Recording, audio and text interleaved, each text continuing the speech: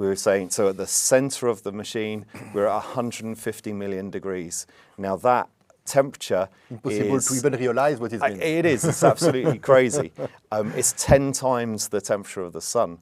But actually, that seems really scary.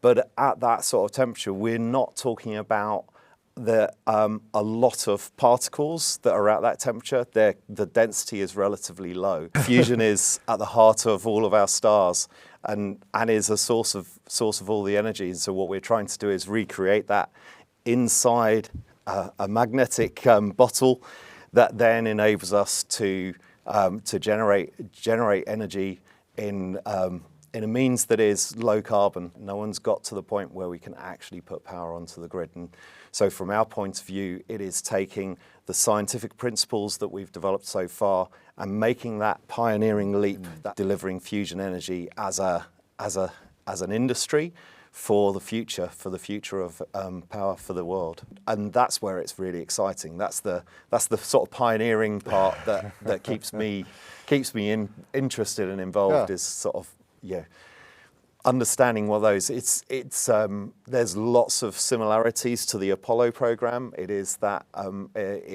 kind of going, here's this problem, we need to solve it. There is nothing that exists to solve the problem, so let's invent a thing.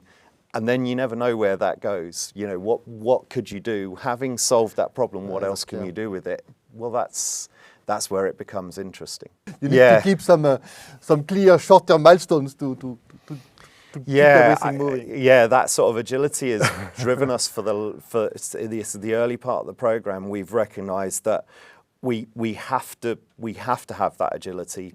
We need to come up with a hypothesis of what our design might be and test that and fail fast and then try and change and make those decisions. And that's, again, where that sort of model-based approach becomes really valuable, because you then start understanding the right questions to ask and where are those really important decisions that then enable you to make those big steps in progress of what you're actually defining.